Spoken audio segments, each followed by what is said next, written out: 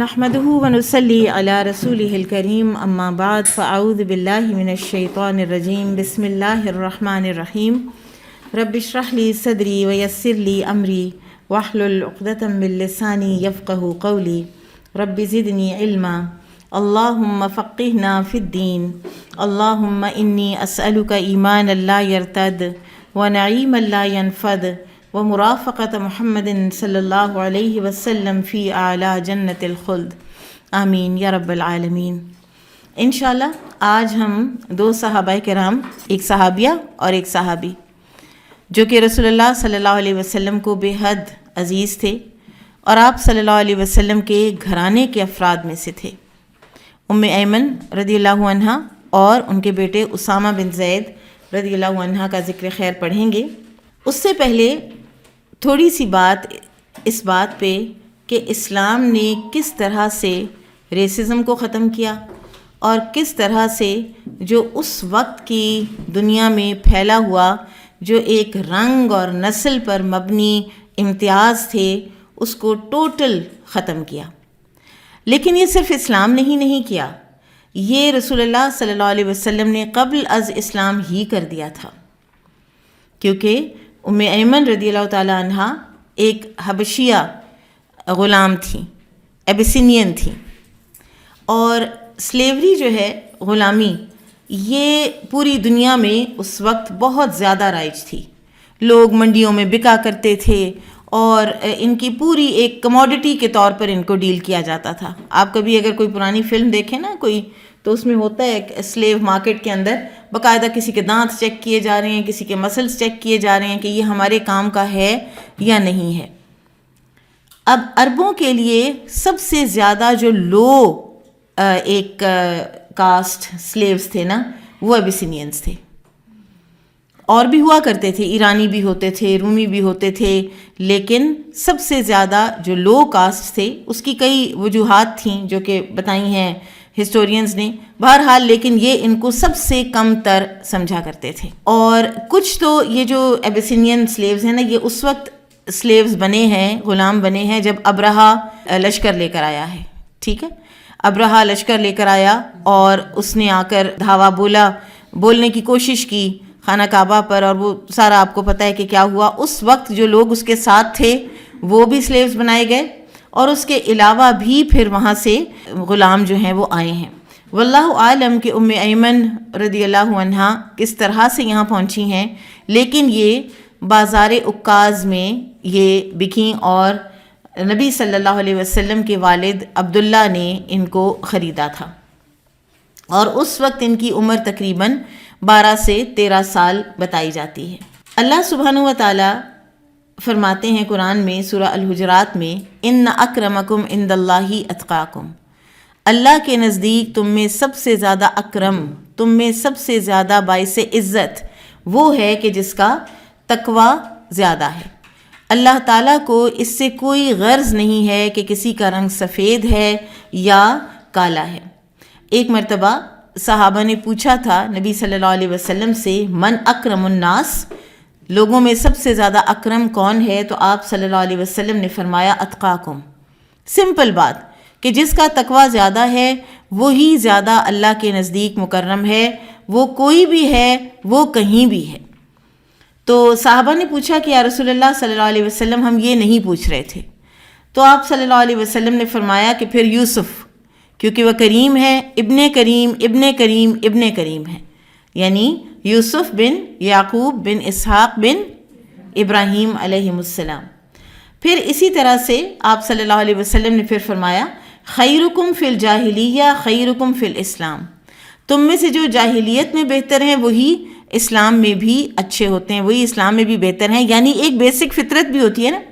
آج بھی اگر آپ دیکھیں کہ کچھ لوگ جو نان مسلمز ہیں ان کے اخلاقی اقدار اور ان کے جو ایک ہیومینیٹیرین جو ان کا ایک طریقہ کار ہے یا طریقہ زندگی ہے، وہ ایسا ہے کہ انسان کہتا ہے کہ صرف ایک کلمہ پڑھنے کی دیر ہے، اور اگر وہ کلمہ پڑھ لیں تو وہ انسانوں کے بہترین انسان بن جائیں۔ تو اس لیے پھر اسی طرح سے آپ صلی اللہ علیہ وسلم نے فرمایا تھا، الناس معادن، انسان جو ہیں وہ معدنیات کی طرح ہوتے ہیں کہ جو اپنے را میٹیریل میں ایک فائدہ مند چیز ہوتی ہے، وہی جب پالش ہوتی ہے تو وہی زیادہ، جیسے گولڈ ہے تو را بھی اس کی ایک اور طرح کی قیمت ہے، لوہا ایک اور چیز ہے، اور عام جو دھاتیں ہیں وہ ایک اور چیز ہیں. تو بہرحال یہ جو ہے نا الناس معادن، اس کے بارے میں ابن حجر رحمہ اللہ کہتے ہیں کہ اس میں دراصل رسول اللہ صلی اللہ علیہ وسلم حسن اخلاق کی بات فرما رہے ہیں کہ جس کا حسن الخلق زیادہ ہے اتنا ہی زیادہ وہ اللہ تعالیٰ کے نزدیک ایک بہتر انسان ہے.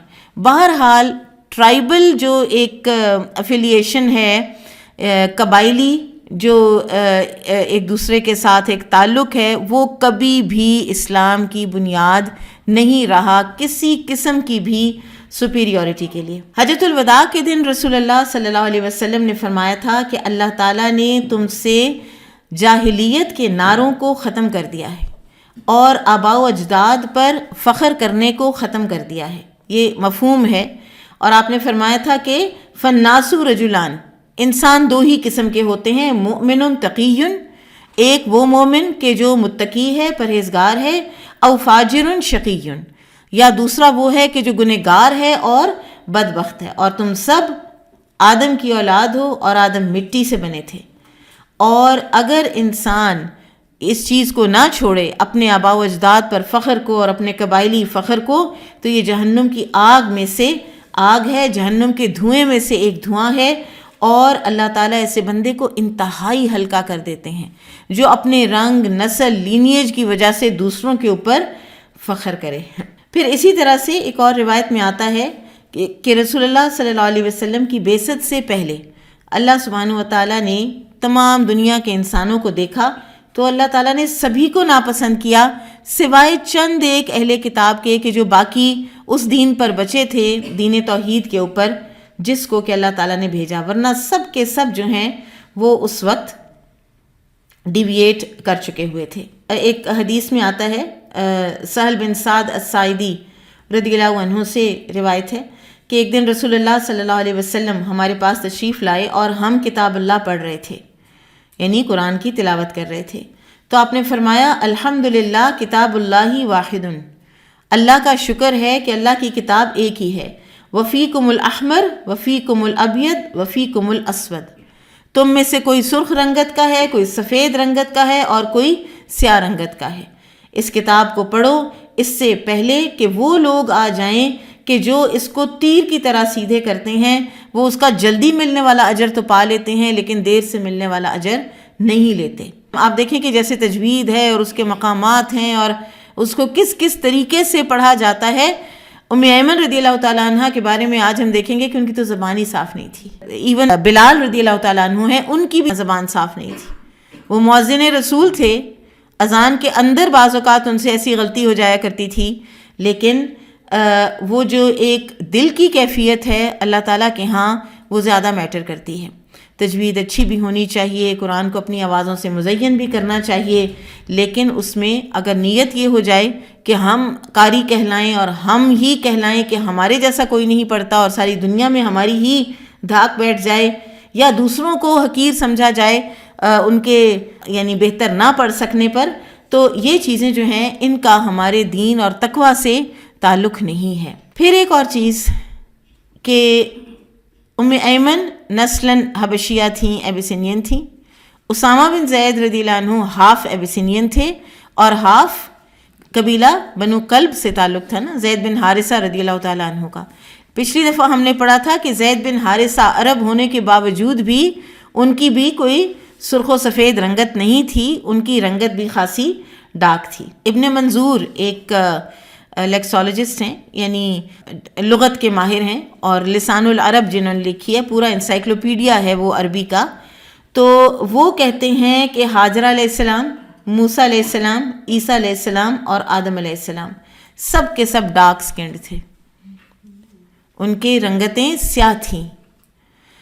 پھر ایک اور جو انٹرسٹنگ بات مجھے پتہ چلی کہ یہ جو بلیک ریس ہے یہ اپنا لینیج ٹریس بیک کرتے ہیں سلیمان علیہ السلام پہ کہ وہ ڈارک سکنڈ تھے. موسیٰ علیہ السلام کے بارے میں نبی صلی اللہ علیہ وسلم نے فرمایا تھا کہ موسیٰ علیہ السلام کا کمپلیکشن شنوا قبیلے کے لوگوں کی طرح تھا، اور شنوا قبیلہ جو ہے یہ عربوں کا ڈارکسٹ قبیلہ تھا. تو رسول اللہ صلی اللہ علیہ وسلم نے کبھی اس طرح سے اپیرنسز نہیں بتائیں بہت زیادہ، اور نہ ہی ان کے اوپر فوکس کیا، نہ ہی صحابہ نے کبھی پوچھا حلیوں کے بارے میں انبیاء کرام کے. لیکن ہمیں یہ کچھ چیدہ انبیاء کا پتہ چلتا ہے، اور اللہ سبحانہ و تعالیٰ نے ان کے لیے جو رنگتیں رکھی ہیں ان میں ہمارے لیے بڑی خیر ہے، اور ہمارے لیے بہت بڑا ایک سبق ہے کہ ہم کبھی بھی کسی کو بھی اس کی رنگت، اس کی فزیک، اس کی بلڈ کی وجہ سے حقیر نہ سمجھیں. ذوالقرنین کے بارے میں ابن عباس اور علی رضی اللہ تعالیٰ عنہ فرماتے ہیں کہ وہ بھی بلیک کنگ تھے. لقمان الحکیم ایبسینین تھے، حبشی تھے. اصحاب الاخدود سارے کے سارے ایبسینینز تھے، یمن میں سیٹل ہوئے ہوئے تھے. علی رضی اللہ تعالیٰ عنہ فرماتے ہیں کہ ان کے جو نبی تھے وہ بھی ایبسینین تھے. پھر ایک اور چیز کہ ابو ذر رضی اللہ تعالیٰ عنہ نے ایک مرتبہ نبی صلی اللہ علیہ وسلم کے سامنے ہی بلال رضی اللہ تعالیٰ عنہ کو کچھ آر دلائی تھی، اور کالی ماں کے بیٹے یا اس طرح کے کچھ الفاظ بولے تھے. تو آپ صلی اللہ علیہ وسلم نے فرمایا تھا کہ تمہارے اندر ابھی تک جاہلیت کی پکار موجود ہے. تو اس بیک گراؤنڈ میں ہم دیکھتے ہیں ام ایمن رضی اللہ تعالیٰ عنہ کا ذکر خیر، اور پھر ان کے بعد اسامہ بن زید رضی اللہ تعالیٰ عنہ. ام ایمن کا اپنا نام برکہ تھا، اور ان کا نام برکہ بنت ثعلبہ حبشیہ، برکہ بنت ثعلبہ تھا. جیسا کہ آپ کو بتایا ابھی کہ سوق عکاظ میں عبداللہ بن عبد المطلب نے ان کو خریدا تھا، اور اس وقت ان کی عمر تقریباً 12 سے 13 سال بتائی جاتی ہے.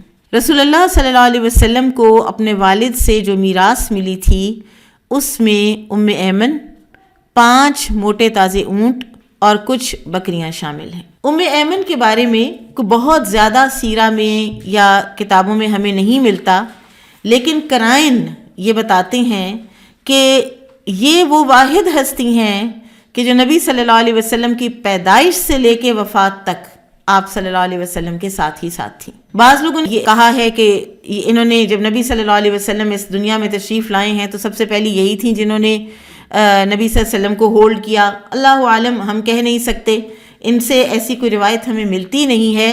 اور یہ بھی ہمیں یاد رکھنا چاہیے کہ عبداللہ وفات پا چکے ہوئے تھے اور ان کا کوئی الگ سے گھر نہیں تھا.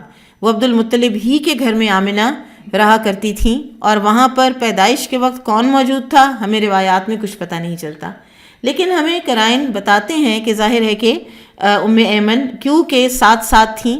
بعض لوگوں نے یہ کہا ہے کہ وہ آمنہ کو کہہ کر بلاتی تھیں، اور ان کو آمنہ نے بہت ہی اچھا رکھا ہوا تھا. لیکن یہ تو طے ہے کہ وہ رسول اللہ صلی اللہ علیہ وسلم کے ساتھ ساتھ تھیں، اور آپ صلی اللہ علیہ وسلم کو ظاہر ہے کہ انہوں نے گود میں اٹھایا ہوا بھی ہے. اور جس وقت رسول اللہ صلی اللہ علیہ وسلم پیدا ہوئے ہیں تو اس وقت کون پاس تھا، بہرحال اس سے ہمیں اتنا پتہ نہیں چلتا. آمنہ جب نبی صلی اللہ علیہ وسلم سے حمل سے ہوئی تھیں تو بعض روایات میں آتا ہے کہ انہوں نے دیکھا کہ ان کے پیٹ سے ایک نور نکلا ہے جس نے مکہ کے پہاڑوں اور پھر شام اور یمن کے پہاڑوں کو بھی روشن کر دیا ہے. تو اس وقت عبداللہ جو ہیں وہ شام میں تھے، پھر وہ یثرب میں آ کے ان کا انتقال ہوا تھا اور وہیں پہ وہ دفن ہو گئے، اور نبی صلی اللہ علیہ وسلم کی پیدائش عبداللہ کی وفات کے بعد ہوئی ہے. تو ام ایمن رضی اللہ تعالی عنہا نے اسلام اسی وقت قبول کر لیا جس وقت کہ نبی صلی اللہ علیہ وسلم نے دعویٰ کی. تو اس لیے بعض نے یہ لکھا ہے کہ خدیجہ رضی اللہ عنہا کے بعد پہلی خاتون ایمان لانے والی جو ہیں وہ ام ایمن ہیں. جب رسول اللہ صلی اللہ علیہ وسلم کی شادی ہوئی خدیجہ رضی اللہ تعالی عنہا کے ساتھ تو انہوں نے ام ایمن کو آزاد کیا آپ صلی اللہ علیہ وسلم نے، اور پھر ام ایمن کی شادی کروائی.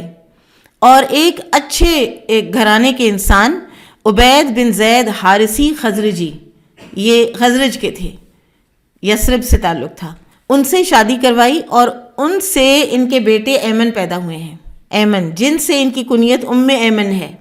یہ ایمن جو ہیں یہ حنین کے دن شہید ہوئے ہیں، اور یہ ساتھ ساتھ رہے ہیں نبی صلی اللہ علیہ وسلم کے. پھر اس کے بعد رسول اللہ صلی اللہ علیہ وسلم نے ان کے شوہر عبید بن زید حارثی کی وفات کے بعد ایک دن رسول اللہ صلی اللہ علیہ وسلم نے فرمایا کہ جو کوئی خاتون جنت سے شادی کرنا چاہتا ہو تو وہ ام ایمن سے شادی کر لے. تو تب زید بن حارثہ رضی اللہ تعالیٰ عنہ نے نکاح کیا ام ایمن سے. اور یہ بھی کہا جا سکتا ہے کہ ہو سکتا ہے کہ انہی کو ایک ترغیب دلانے کے لیے نبی صلی اللہ علیہ وسلم نے یہ بات فرمائی ہو، اور جتنی خیر زید بن حارثہ رضی اللہ عنہ کے اندر تھی انہوں نے فوراً اس کو بات کو لیا اور ام ایمن رضی اللہ عنہ سے نکاح کیا. زید اور ام ایمن رضی اللہ عنہما ان کی جو عمریں ہیں ان کے اندر 16 سے 20 سال کا فرق ہے. ام ایمن بڑی ہیں. بہرحال ان سے اسامہ بن زید پیدا ہوئے ہیں، اور یہ ہیں حب النبی، نبی صلی اللہ علیہ وسلم کے محبوب. اور رسول اللہ صلی اللہ علیہ وسلم سے روایت کیا جاتا ہے کہ آپ جب ام ایمن کو دیکھتے تو آپ فرماتے کہ میرے گھر والوں میں یہی زندہ رہ گئی ہیں، میرے گھر والوں میں سے یہی زندہ ہیں، اور آپ ان کو ماں کہہ کر پکارا کرتے تھے. ایک بڑی ایمان افروز ان کی ایک واقعہ ملتا ہے، ابن سعد نے اس کو روایت کیا ہے کہ انہوں نے جب مکہ سے مدینہ ہجرت کی ہے ام ایمن نے، تو یہ روحا کے قریب جب پہنچی تو وہاں شام ہو گئی اور انہیں سخت پیاس محسوس ہوئی. ان کے پاس پانی نہیں تھا اور روزہ کھولنے کا وقت قریب آ گیا تھا. پھر جب پیاس انتہا کو پہنچ گئی تو ان پر آسمان سے پانی سے بھرا ہوا ڈول لٹکایا گیا جس سے موتیوں کی طرح سفید قطرے ٹپک رہے تھے. انہوں نے اس ڈول کو لے کر اس سے خوب سیراب ہو کر پانی پیا. فرمایا کرتی تھیں اس کے بعد مجھ پر کبھی پیاس محسوس نہیں ہوئی. مجھے سخت سے سخت گرم دوپہر کو بھی روزے میں اس پانی پینے کے بعد پیاس نہیں لگتی تھی. اور آپ سوچئے کہ ہجرت ہے اور روزہ رکھ لیا ہے. ان لوگوں کی جو یہ جسمانی قوت کی بات نہیں ہوتی، یہ ساری بات ایمانی قوت کی ہوتی ہے. اب مجھے پتہ نہیں ہے اس بات کی اوتھینٹسٹی کا، کہ لیکن میں فیس بک پہ دیکھ رہی تھی کہ ایک خاصا اوتھینٹک ایک اسلامک پیج ہے، تو اس کو میں نے فالو کیا ہوا ہے. تو اس پر تھا کہ ابھی یہ ترکی کے زلزلے میں ایک بچہ جو 120 گھنٹوں کے بعد اس کو نکالا ہے، تو اس کو کسی نے پوچھا کہ کیا کھایا پیا تم نے، تو کہتا ہے کوئی سفید کپڑوں میں آتا تھا، مجھے کھلا پلا جاتا تھا، مجھے فوڈ اینڈ واٹر دے جاتا تھا. واللہ عالم، اللہ تعالیٰ اپنے بندوں کو ظاہر ہے وہ کیسے سسٹین ہوئے ہیں. وہ ایک ایک ماہ کا بچہ 112 گھنٹے کے بعد جو بغیر اپنی ماں کے، بغیر کسی گرمائش کے، بغیر دودھ کے، بغیر پانی کے وہ کیسے سروائیو کیے ہیں. ایک ہستی تو ہے نا جو ان کو اوپر سے دیکھ رہی ہے. تو اللہ تعالیٰ جب چاہے، جس کی چاہے، جیسے چاہے مدد کرے.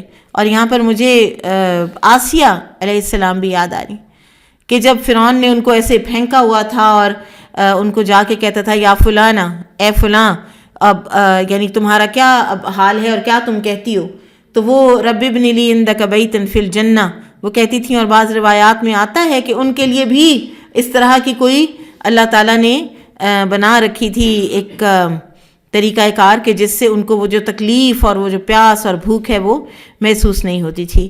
واللہ عالم. ام ایمن رضی اللہ تعالی عنہ نبی صلی اللہ علیہ وسلم سے بہت زیادہ پیار کیا کرتی تھیں، اور آپ صلی اللہ علیہ وسلم بھی ان سے بہت محبت کرتے تھے. اور عام طور پر آپ دیکھیں کہ جب بچے ہوتے ہیں نا جن کو اپنی جس دادی سے، نانی سے پیار ہو تو وہ اس سے مذاق کرتے ہیں آ کے اس سے پیار، اور وہ مذاق جو ہے وہ اس دادی نانی کے لیے بڑا وہ ایک تھیراپیوٹک ہوتا ہے، اور وہ اس کو یعنی ہو جاتی ہیں کہ اس کو میرا کتنا خیال ہے کہ یہ آ کے میرا دل لگاتا ہے، یہ دل لگاتی ہے، میرے پاس آ کے بیٹھتا ہے یہ بچہ. تو رسول اللہ صلی اللہ علیہ وسلم کو بھی بہت افیکشن تھی ام ایمن سے، اور آپ صلی اللہ علیہ وسلم ام ایمن سے کبھی کبھی مزاح بھی کر لیا کرتے تھے. جس طرح سے کہ ایک مرتبہ وہ آئیں اور انہوں نے کہا کہ مجھے چاہیے ایک اونٹ. تو آپ صلی اللہ علیہ وسلم نے فرمایا کہ ہم تو دیں گے آپ کو اونٹ کا بچہ. تو وہ اپسیٹ ہو گئیں کہ اونٹ کے بچے کا میں کیا کروں گی، مجھے تو اونٹ کی ضرورت ہے. تو انہوں نے نبی صلی اللہ علیہ وسلم نے پھر کیا فرمایا تھا، کسی کو یاد ہے؟ ہر اونٹ جو ہے نا وہ اونٹ کا بچہ ہی ہوتا ہے، تو لہٰذا ہم آپ کو بڑی بہترین ایک اونٹ کے اوپر سوار کروا دیں گے۔ تو اس طرح کے جو مزاح ہیں، لطیف مزاح، یہ ہمیں ملتے ہیں نبی صلی اللہ علیہ وسلم کی حیات طیبہ میں، لیکن یہ کم، ٹھیک ہے، کم ملتے ہیں۔ پھر اسی طرح سے ان کی زبان جو ہے وہ اتنی صاف نہیں تھی، تو یہ سلام صحیح طرح سے نہیں کہہ پاتی تھیں۔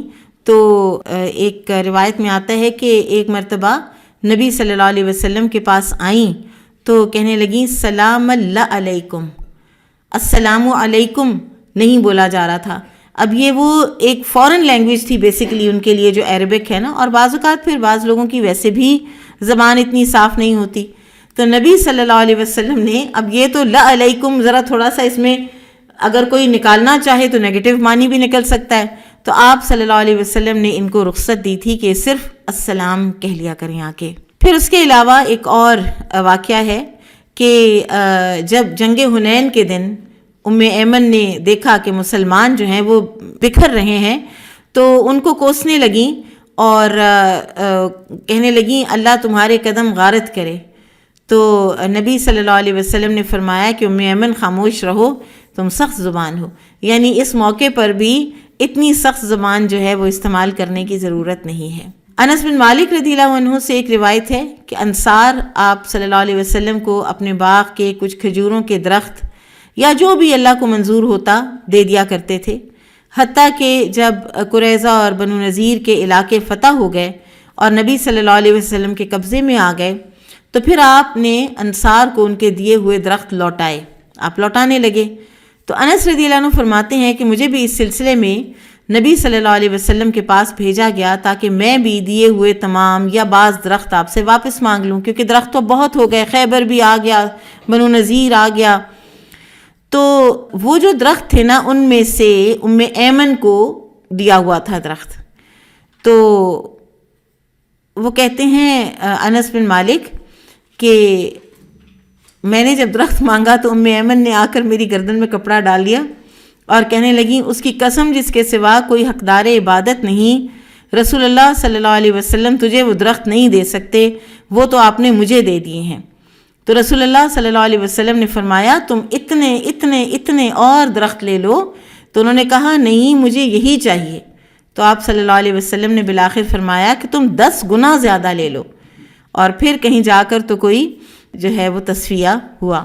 اب یہ لوگ جو ہیں یہ نہیں کہ آپ صلی اللہ علیہ وسلم کا ذرا طریقہ کار دیکھیے، آپ نے یہ نہیں کہا کہ آپ انریزنیبل ہو رہی ہیں، انہوں نے دیے تھے اب اور آ گئے ہیں آپ چینج کر لیں۔ یہ وہ لوگ ہیں کہ جن کی قربانیاں اور جن کا دین کے لیے جو استقامت ہے وہ اس لیول کی ہے کہ وہ دنیا میں چلتے پھرتے جنتی لوگ ہیں۔ تو آپ صلی اللہ علیہ وسلم نے ان کو راضی کیا ہے جب تک وہ راضی نہیں ہو گئیں۔ تو اسی طرح سے پھر یہ بھی پتہ چلتا ہے کہ تقریباً ہر جنگ میں نبی صلی اللہ علیہ وسلم کے ساتھ ہوتی تھی، بدر، احد، خیبر وغیرہ سب میں، بدر کا تو نہیں پتہ لیکن احد اور خیبر وغیرہ میں اور حنین میں زخمیوں کو پانی پلاتی تھیں اور مرہم پٹی کیا کرتی تھیں۔ ایک مرتبہ جو ایمن ان کے بیٹے ہیں نا، ان کے بیٹے حجاج بن ایمن وہ کسی کے پاس آئے اور نماز پڑھ رہے تھے اور رکوع و سجود ٹھیک نہیں کر رہے تھے، اعتدال نہیں کر رہے تھے۔ تو سلام پھیرنے کے بعد عبداللہ بن عمر رضی اللہ عنہما وہاں تھے، تو انہوں نے ان کو بلایا اور پوچھا کہ بھائی کیا آپ نے اپنے خیال میں نماز پڑھ لی؟ آپ دیکھیں کتنا ایک ہمیں بھی ایک بہترین طریقہ بھی یہاں پہ سمجھنا چاہیے کہ کسی کی نماز کو درست کرنے کے لیے اور اس کے اندر ایک فوڈ فار تھاٹ ڈالنے کے لیے کہ آپ نے اپنے خیال میں نماز پڑھ لی، دیکھیے آپ نے نماز نہیں پڑھی، نماز لوٹائیے۔ پھر جب حجاج چلے گئے تو مجھ سے ابن عمر بولے یہ کون ہے؟ تو میں نے کہا کہ یہ حجاج بن ایمن بن ام ایمن ہے۔ ابن عمر کو جب پتہ چلا کہ یہ ام ایمن کے پوتے ہیں تو کہنے لگے اگر ان کو رسول اللہ صلی اللہ علیہ وسلم دیکھتے تو آپ ان سے محبت کرتے۔ اور پھر آپ نے بتایا کہ نبی صلی اللہ علیہ وسلم کو ام ایمن کی اولاد سے محبت تھی اور ام ایمن نے نبی صلی اللہ علیہ وسلم کو اپنی گود میں کھلایا تھا۔ جب نبی صلی اللہ علیہ وسلم کی وفات ہوئی تو ام ایمن رونے لگیں۔ پوچھا کیا کیوں روتی ہو؟ بولی اس لیے روتی ہوں کہ آسمان سے وحی بند ہو گئی۔ یعنی وہ ایک جو ماحول ہے نا، صحابہ کا آپ اسپریچویلٹی کا ذرا معیار آپ دیکھیں کہ جہاں ہر وقت ان کے اپنے گھریلو حالات پر اللہ کی طرف سے وحی نازل ہو رہی ہو، تو کیا وہ اسپریچویلٹی ہوگی جس کو وہ محسوس کرتے تھے. اور موت ان کو پتہ تھا آنی ہی آنی ہے، ہر بشر کو آنی ہے. نبی صلی اللہ علیہ وسلم بھی انسان ہے، آپ صلی اللہ علیہ وسلم کو بھی ایک نہ ایک دن دنیا سے جانا ہی تھا. لیکن کس بات پر افسوس ہے، رونا کس بات پر آ رہا ہے کہ وہ جو ایک تر و تازہ ماحول اور اللہ تعالیٰ کے ساتھ ایک ڈائریکٹ تعلق سب کا بنا ہوا تھا وہ ختم ہوا ہے. اسی طرح جس دن حضرت عمر رضی اللہ تعالیٰ عنہ شہید کیے گئے تو اس دن بھی ام ایمن رضی اللہ عنہا رونے لگیں اور بولی کہ اب اسلام میں کمزوری آ گئی ہے. اور ان کی وفات ہوئی ہے عثمان رضی اللہ تعالیٰ عنہ کے عہد مبارک میں. اب یہاں پر ایک چیز جو ہے وہ اہم ہے اور وہ یہ ہے کہ یہی وہ خاتون ہیں کہ جو نبی صلی اللہ علیہ وسلم کی پیدائش کے وقت ساتھ تھیں. یہی وہ خاتون ہیں کہ جب یثرب سے واپسی پر آپ کی والدہ کا انتقال ہوا ہے تو یہی ساتھ تھیں، لڑکی سی تھیں اس وقت بالکل، اور یہی نبی صلی اللہ علیہ وسلم کو واپس لے کر آئی ہیں. ہمیں سیرت کی کتابوں میں کہیں یہ نہیں ملتا کہ آپ صلی اللہ علیہ وسلم اور ام ایمن کسی قافلے کے ساتھ تھے اور وہ قافلہ آیا ہے، واللہ عالم، لیکن ملتا نہیں ہے. ملتا یہی ہے کہ یہ ابواس سے تنہا ایک چھوٹے سے بچے کو لے کر تو واپس مکہ پہنچی ہیں. پھر ان کے شوہر پہلے، پھر زید بن حارثہ، پھر ان کے بیٹے ایمن اور نبی اکرم صلی اللہ علیہ وسلم، یہ ان کے ریلیشنز تھے، یہ ان کے گھر کی ہستیاں تھیں. یہ سب کے سب ان کی زندگی میں دنیا سے گئے ہیں اور ان کو اللہ سبحانہ وتعالیٰ نے لمبی عمر دی تھی رضی اللہ تعالی عنہا. اور ان سے 5 احادیث بھی مروی ہیں. ان کے بیٹے اسامہ بن زید بن حارثہ بن شراحیل بن عبد العزیٰ بن امرأ القیس، حب النبی، ابو محمد کنیت، والدہ ام ایمن جن کا نام برکہ تھا، اور رسول اللہ صلی اللہ علیہ وسلم کی کھلانے والی فاسٹر مدر اور آپ کی آزاد کردہ باندی بھی تھیں. بعض لوگوں نے یہ بھی لکھا ہے کہ آپ کی نرس میڈ بھی تھیں، یعنی انہوں نے آپ کو دودھ بھی پلایا ہے. لیکن اس کی کوئی زیادہ جو ایکیڈیمک ریسرچ ہے اس کے مطابق یہ پتہ چلتا ہے کہ نہیں، یہ دودھ پلانے والیوں میں سے نہیں ہیں، یہ ویسے اٹھانے اور کھلانے والیوں میں سے ہیں. زید بن حارثہ رضی اللہ تعالیٰ عنہ ایمان لائے اور کبھی بھی رسول اللہ صلی اللہ علیہ وسلم کا ساتھ نہیں چھوڑا. مکہ ہی میں تقریباً جو ایک سمجھ آتی ہے وہ یہ ہے کہ 10 سال مدینہ کے اور 7 سال بیکورڈز اگر آپ مکہ کے چلیں تو یہ تقریباً سن 7 یا 8 نبوت بنتا ہے کہ جب زید بن حارثہ اور ام ایمن کا نکاح ہوا ہوگا، شادی ہوئی ہوگی، کیونکہ 17 سال کے تھے تقریباً اسامہ بن زید رضی اللہ عنہ کہ جب نبی صلی اللہ علیہ وسلم کا انتقال ہوا ہے اور آپ صلی اللہ علیہ وسلم نے ان کو جیش اسامہ میں امیر بنا کر روم کی طرف روانہ کیا ہے. عائشہ رضی اللہ تعالیٰ عنہ فرماتی ہیں کہ اسامہ ایک دن دروازے کی دہلیز پر پھسل کر گر پڑے جس سے ان کی پیشانی پھٹ گئی، تو رسول اللہ صلی اللہ علیہ وسلم نے خود ان کا زخم صاف کیا، ان کا خون صاف کیا، اور آپ صلی اللہ علیہ وسلم جیسے کسی بچے کو بہلانے کے لیے کہا جاتا ہے کہ اسامہ اگر لڑکی ہوتا تو ہم اسے کپڑے پہناتے خوبصورت، ہم اس کو زیور خوبصورت پہناتے، یہاں تک کہ یہ بات مشہور ہو جاتی. تو اسی طرح سے اسامہ بن زید خود فرماتے ہیں کہ رسول اللہ صلی اللہ علیہ وسلم مجھے اور حسن، اب عمروں میں فرق ہے، ٹھیک ہے، اسامہ بڑے ہیں لیکن ہو جاتا ہے نا بعض اوقات، ایک 8-9 سال کا بچہ اور ایک ٹاڈلر، تو دونوں کو گود میں بٹھانا کوئی ایسا تو بڑی بات نہیں ہے. تو یہ دونوں جو ہیں نبی صلی اللہ علیہ وسلم کو بہت محبوب تھے. مجھے اور حسن کو گود میں لے کر فرماتے، اے اللہ میں ان دونوں سے محبت کرتا ہوں، تو بھی ان سے محبت کر. پھر اسی طرح سے فرماتے ہیں کہ نبی صلی اللہ علیہ وسلم مجھے اپنے ایک زانو پر بٹھا لیتے اور حسن بن علی کو دوسرے پر، پھر ہم دونوں کو چمٹا لیتے اور فرماتے، اے اللہ ان دونوں پر رحمت کر کیونکہ میں بھی ان دونوں پر رحمت کرتا ہوں. ایک مرتبہ ایک مجزز المدلجی ایک شخص تھا جو کیافہ شناس تھا، جو کہ باڈی دیکھ کر یعنی فزیکل ایٹریبیوٹس دیکھ کر تو پہچان جاتا تھا کہ کون کس کا بچہ ہے.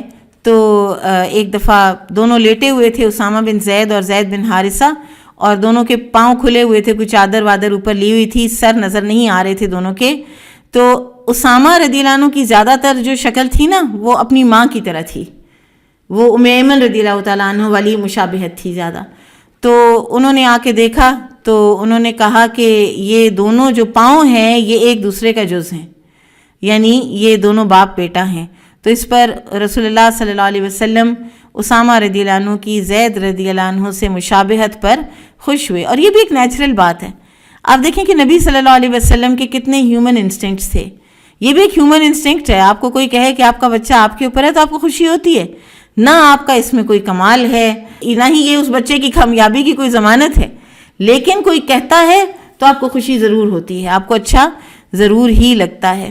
رسول اللہ صلی اللہ علیہ وسلم اکثر اسامہ رضی اللہ عنہ کو اپنے ساتھ رکھتے، اسامہ رضی اللہ عنہ کو اپنے پیچھے بٹھاتے اونٹ پر. عرفات سے واپسی پر اسامہ بن زید کی وجہ سے دیر ہوئی تو کچھ لوگوں نے ذرا تھوڑی سی اس طرح کی بات بھی کی. جب پتہ چلا نا تو کہا کہ ایک چپٹی ناک والے کالے لڑکے کے لیے ہمیں اتنا انتظار کروایا گیا ہے. تو یہ نبی صلی اللہ علیہ وسلم کی عجز و انکساری میں سے بھی ہے کہ آپ صلی اللہ علیہ وسلم اتنے یہ اہم وقت تھے، عرفات اور حجۃ الوداع، اور کبھی کعبہ اور کبھی منا اور کبھی حرم اور کبھی کہیں، کبھی کوئی خطبہ کبھی کوئی خطبہ، لیکن آپ صلی اللہ علیہ وسلم کے ساتھ کبھی بلال رضی اللہ عنہ ہیں، کبھی اسامہ بن زید رضی اللہ عنہ ہیں. آپ بالکل پروٹوکول کانشیس نہیں تھے، اور نہ ہی آپ صلی اللہ علیہ وسلم کو یہ تھا کہ یہ وہ موقع ہے کہ میرے ساتھ ابو بکر اور عمر میرے دائیں بائیں ہونے چاہیے. اس وقت آپ صلی اللہ علیہ وسلم کو اس طرح کی کوئی نعوذ باللہ یہ لفظ بولنا تو نہیں چاہیے، یہ ہمارے کمپلیکسز ہوتے ہیں نا. نبی صلی اللہ علیہ وسلم کا ظرف اور آپ صلی اللہ علیہ وسلم کا مقام اس سے بہت بڑھ کر ہے کہ آپ یہ دیکھیں کہ فلاں وقت میرے ساتھ میری ہٹو بچوں کے لیے کون کھڑا ہوا ہے. یہ چھوٹے لوگوں کا انداز ہوتا ہے، ہٹو بچوں کو پسند کرنا، ہٹو بچوں والے لوگ اپنے آگے پیچھے رکھنا، اور ان لوگوں کو اپنی اسٹرینتھ سمجھنا، اپنی طاقت سمجھنا. تو یہ دراصل تو انداز ہوتا ہے انہی لوگوں کا کہ جو اپنے اندر سے خالی ہوتے ہیں، جو اندر بھرے ہوئے ہوتے ہیں، جن کے اندر بہت کچھ ہوتا ہے، جو اعلیٰ ظرف ہوتے ہیں. وہ ایک شعر بھی ہے نا، کس طرح ہے، جو اعلیٰ ظرف ہوتے ہیں ہمیشہ جھک کے ملتے ہیں. اسی طرح ابن عمر رضی اللہ عنہما سے مروی ہے کہ نبی صلی اللہ علیہ وسلم فتح کے روز مکہ میں اس طرح داخل ہوئے کہ اسامہ بن زید ہم نشین تھے. آپ نے کعبہ کے سائے میں اونٹ بٹھا دیا، میں لوگوں کے آگے ہو گیا. نبی صلی اللہ علیہ وسلم بلال اور اسامہ رضی اللہ عنہما کعبہ میں داخل ہوئے. بلال ٹوٹل ایبیسینین سلیو اور اسامہ ہاف ایبیسینین، اور اللہ کے رسول صلی اللہ علیہ وسلم ان کے ساتھ کعبہ میں داخل ہوئے ہیں. تو میں نے بلال سے جو دروازے کے پیچھے تھے پوچھا کہ رسول اللہ صلی اللہ علیہ وسلم نے کہاں نماز پڑھی؟ تو انہوں نے کہا کہ تمہارے مقابل دونوں ستونوں کے درمیان. اسی طرح سے اسامہ بن زید سے ہی مروی ہے کہ رسول اللہ صلی اللہ علیہ وسلم نے مجھے ایک موٹا مصری کپڑا پہنایا جو دہیہ کلبی رضی اللہ عنہ کے ہدایہ میں سے تھا. میں نے اسے اپنی زوجہ کو پہنا دیا. رسول اللہ صلی اللہ علیہ وسلم نے فرمایا کہ تمہیں کیا ہوا کہ وہ مصری کپڑا نہیں پہنا؟ عرض کی یا رسول اللہ صلی اللہ علیہ وسلم وہ میں نے اپنی زوجہ کو پہنا دیا. فرمایا انہیں حکم دو کہ نیچے کوئی اس کے کرتی پہن لیں، کیونکہ مجھے اندیشہ ہے کہ وہ کپڑا باریک نہ ہو، یعنی ان کی سی تھرو نہ ہو، ان کی ہڈیوں کی موٹائی کو ظاہر نہ کرے. پھر اسی طرح سے ایک اور موقع پر حکیم بن حزام نے، یہ بڑے لیٹ اسلام لائے ہیں، خدیجہ رضی اللہ عنہا کے بھتیجے ہیں، اور فتح مکہ کے موقع پر مسلمان ہوئے ہیں.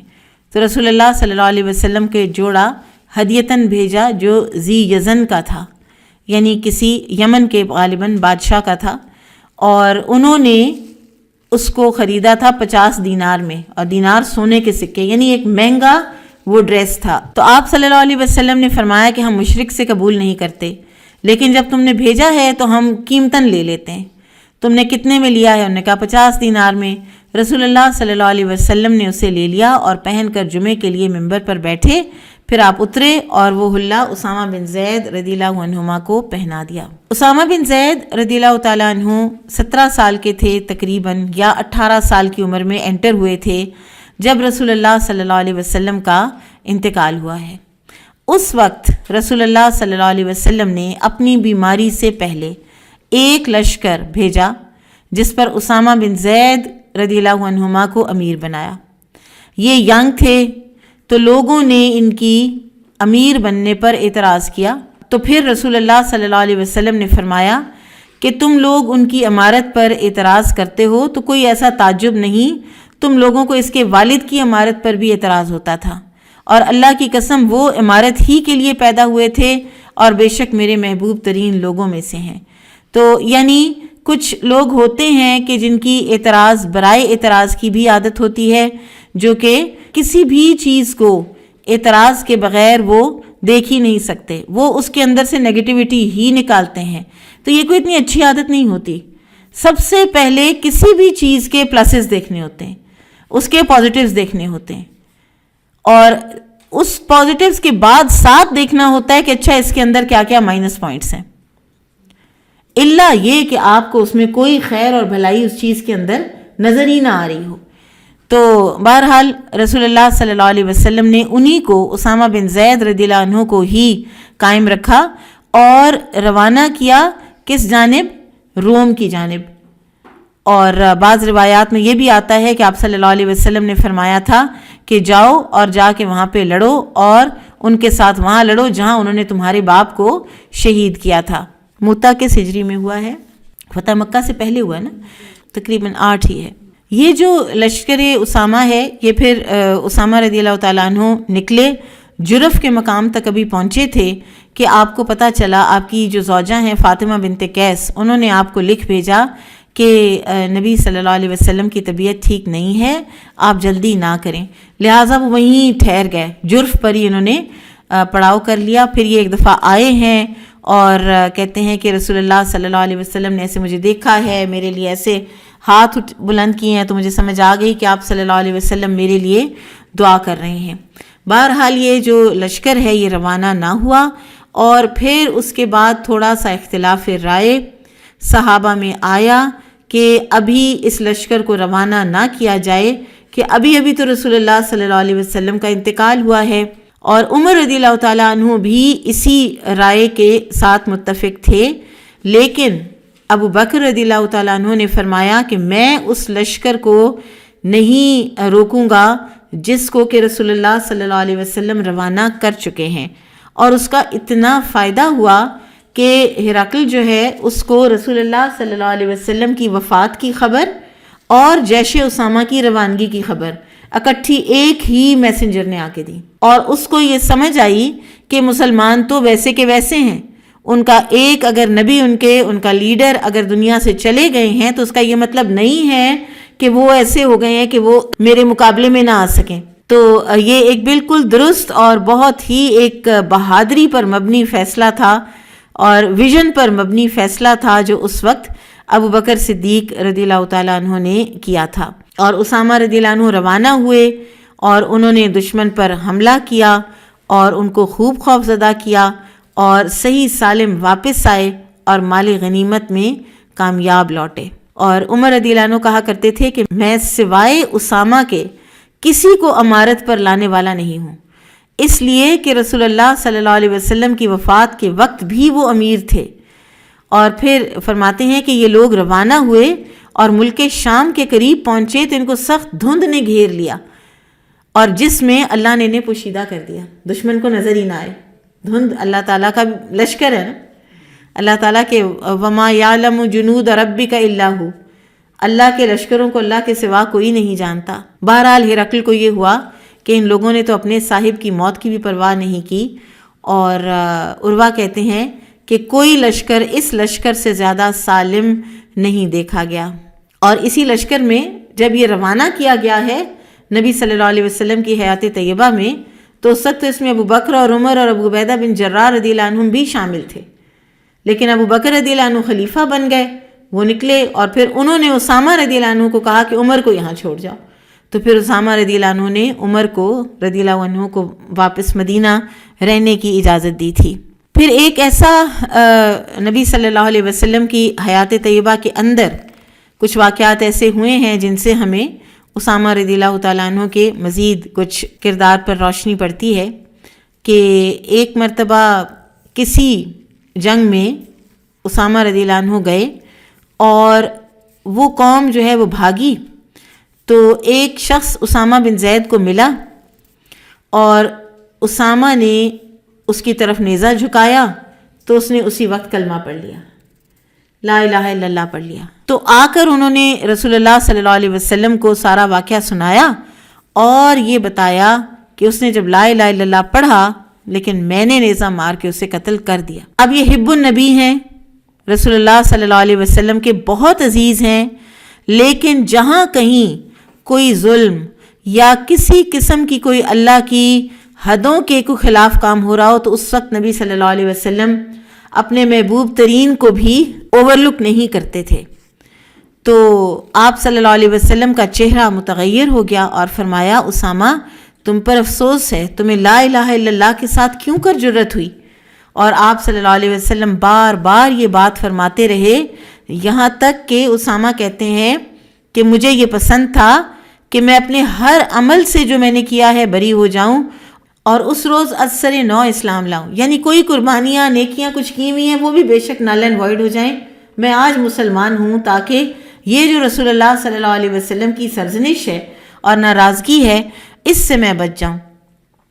اور پھر فرماتے ہیں کہ واللہ رسول اللہ صلی اللہ علیہ وسلم سے سننے کے بعد میں کسی ایسے شخص سے قتال نہیں کرتا تھا جو لا الہ الا اللہ کہتا تھا۔ بعد میں ہونے والی جو مسلمانوں کی آپس کی کوئی جنگیں ہیں ان میں اسامہ بن زید شامل نہیں ہوئے۔ پھر ایک اور واقعہ پیش آیا اور وہ یہ تھا کہ ایک عورت تھی قبیلہ بنو مخزوم کی اور ایلیٹ کلاس میں سے تھی جس نے چوری کر لی، اور اب چوری اگر پکڑی جائے یا کنفیس ہو جائے یا پکڑی جائے تو اس کی تو حد ہے، اور حد کیا ہے؟ ہاتھ کاٹا جائے گا۔ اب لوگوں نے کہا کہ کس کو بھیجا جائے رسول اللہ صلی اللہ علیہ وسلم کے پاس کہ جو سب سے زیادہ آپ کو محبوب اور عزیز ہیں اور ان کی وہ بات مان لیں اور اس عورت کو ہاتھ کٹنے کی سزا سے معافی مل جائے۔ تو انہیں اور کوئی نہ ملا سوائے اسامہ کے، اسامہ بن زید رضی اللہ عنہما کے۔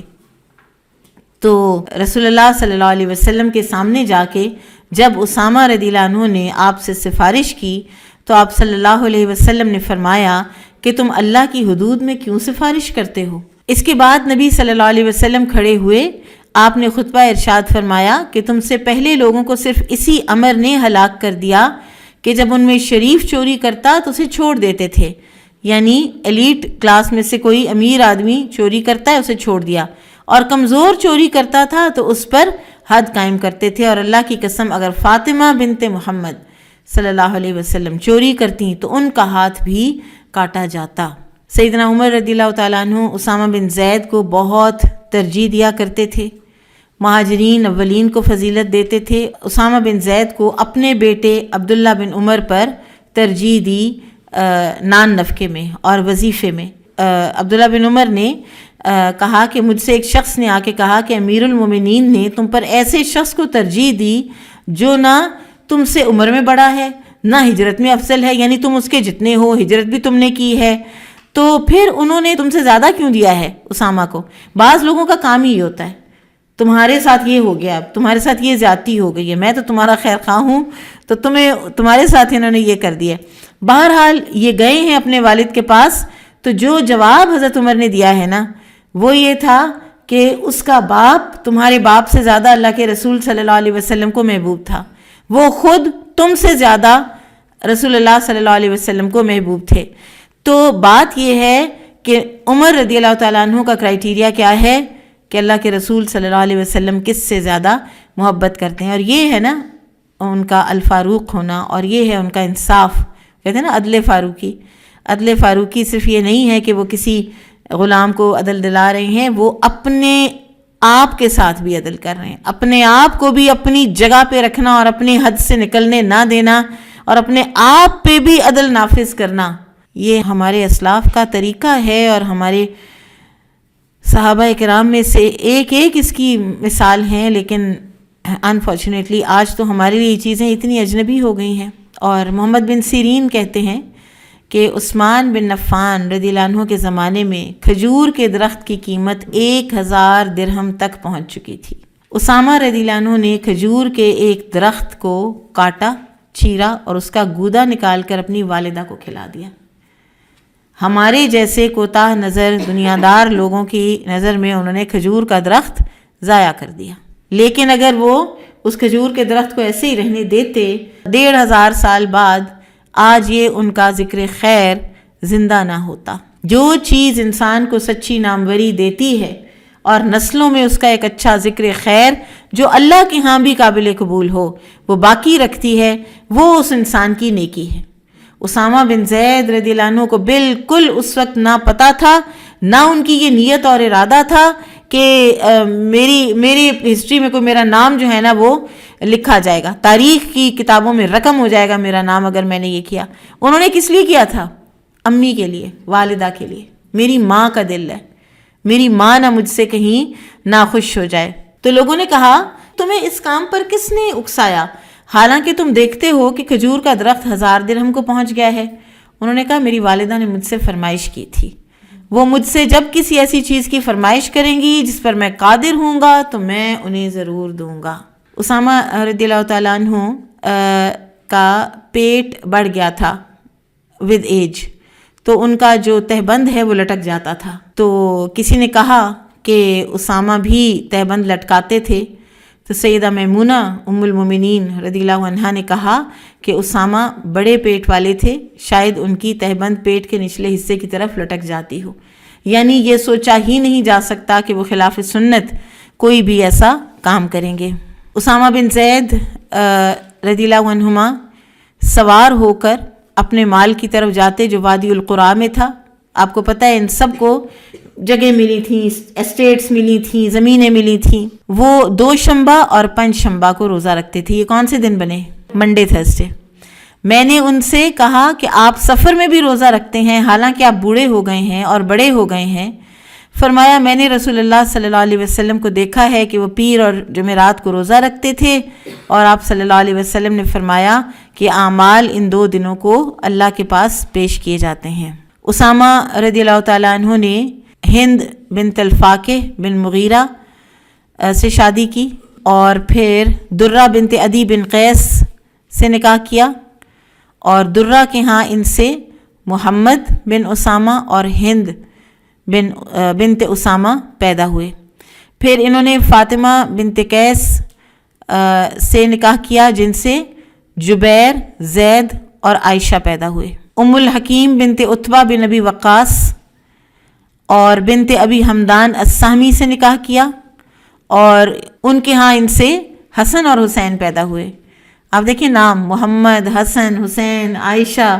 اور ابن شہاب سے مروی ہے کہ اسامہ بن زید رضی اللہ عنہما کا جس وقت انتقال ہوا تو وہ دفن کے لیے مقام جرف میں مدینہ لائے گئے، اور یہ دور ہے معاویہ بن ابو سفیان کا رضی اللہ عنہ. بارک اللہ فیکم. سبحانک اللہم و بحمدک، اشہد ان لا الہ الا انت، استغفرک و اتوب الیک. السلام علیکم ورحمۃ اللہ وبرکاتہ.